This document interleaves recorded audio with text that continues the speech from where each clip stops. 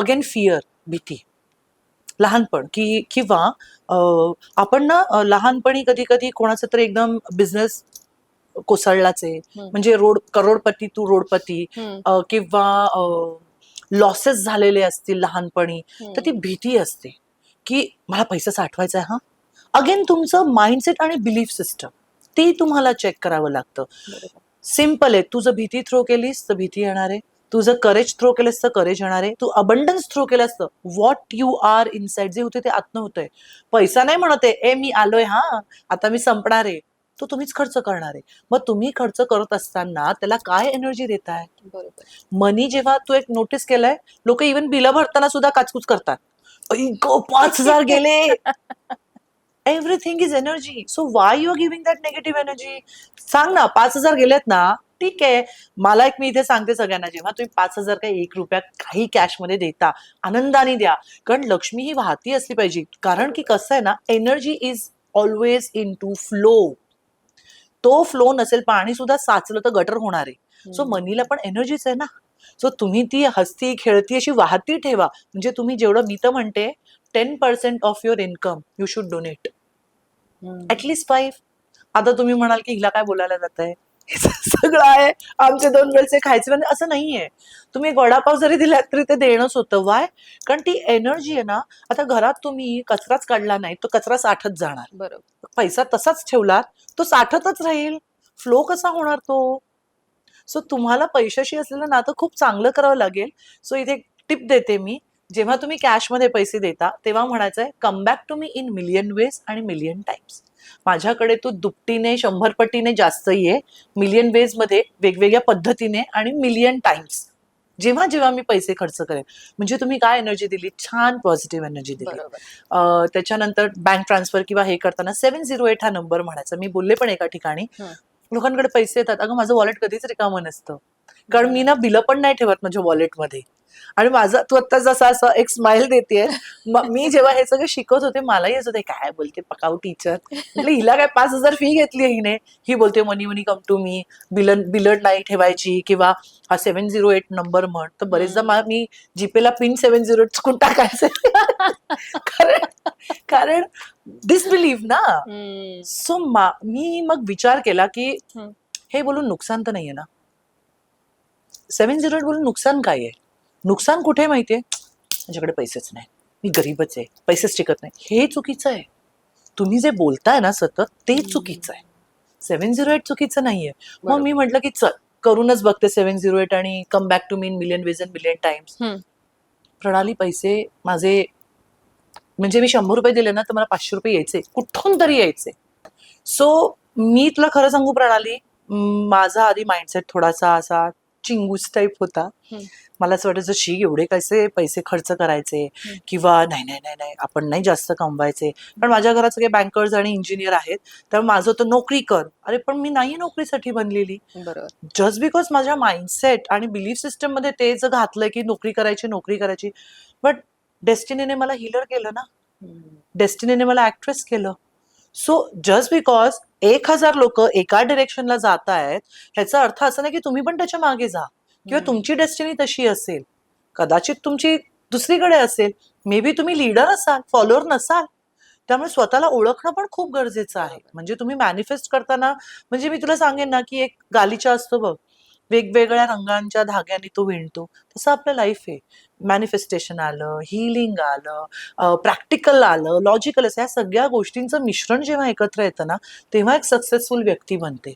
आता तू म्हणशील की सक्सेसफुल व्यक्ती म्हणजे फक्त पैसा असेल तर सक्सेसफुल होतो का? माझ्याकडे प्रणाली असे कितीतरी क्लायंट आहेत की लाखोनी पडलेले आहेत पैसे, पण घरात आजार पण आहे. मग is that person happy? No. Healthy जो आहे त्याच्याकडे पैसे नाही आहेत, अच्छा हेल्दी आणि वेल्दी आहेत, त्याच्याकडे रिलेशन नाहीये.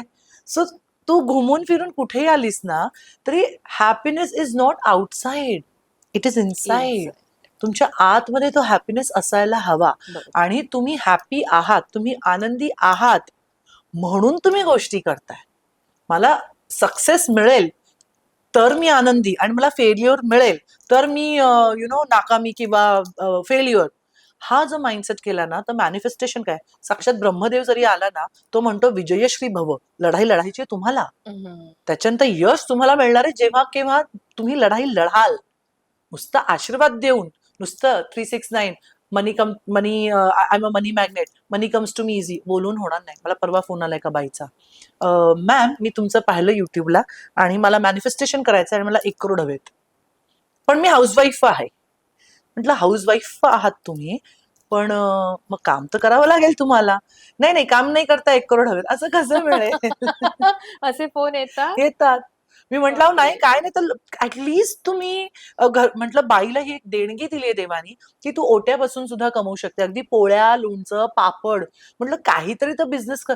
नाही काही नाही, मला मॅनिफेस्ट करून कमवायचे ते 1 करोड, असं नाही होत. म्हणून साक्षात देव जेव्हा तुम्हाला आशीर्वाद देतो विजयश्री भवत, लढाई तुम्हाला लढायची आहे.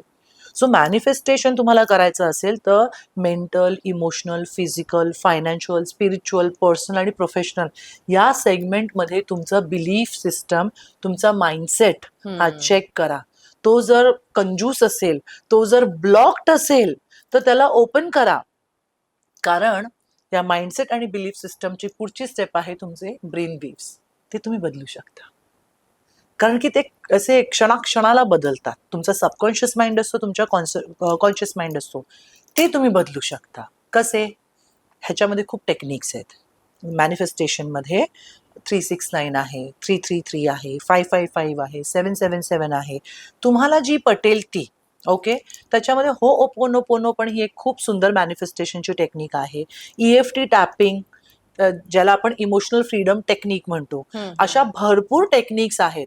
पण मुळातच तुम्हाला नेमकं काय हवंय हे तुम्हाला चूज करावं लागतं. त्यासाठी तुम्हाला लागतो एकांत. आणि अनफॉर्च्युनेटली लोक स्वतःबरोबर राहायला घाबरतात.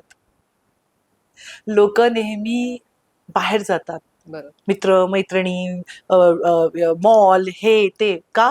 कारण ते पळतात स्वतःपासून. मग तुम्ही जर स्वतःपासून पळता, देव तुम्हाला काय देईल? सो तुम्हाला मेडिटेशन, चिंतन मनन का महत्वाचं आहे? आणि हे मला माझ्या आजारपणाने दिलं. जेव्हा माझ्याकडे पर्याय नव्हता, मी एवढे वर्ष बेडवर होते, बेडरिडन होते, माझ्याकडे पर्यायच नव्हता, मी माझ्या एकटीवर वेळ घालवला. आणि तो वेळ घालवत असताना प्रणाली मला तो वेळ आवडायला लागला. मला कळलं की हे जे माझे असे लिकेजेस होते ना, ह्याला भेटली त्यांनी एनर्जी घेतली, त्याला भेटली त्यांनी एनर्जी घेतली, ही सगळी माझी सेव्ह झाली. आणि त्या पूर्ण बेडवरती मी जेव्हा 6 महिने बेड रिडन होते ना, मी टॅरो शिकवायला लागले. सो जेव्हा तुमचा फोकस बघायला डोळे जे आहेत ते बाहेरचं दिसतं, आतलं कुठे दिसतं? आतमध्ये डोळे नाही आहेत. आतमध्ये जे काही होतंय त्याला डोळे नाही आहेत. त्याच्यासाठी तुम्हाला मनन चिंतन हे करावंच लागतं. आणि हे लकीली मला करता आल्यामुळे मी माझ्यावर काम करू शकतो.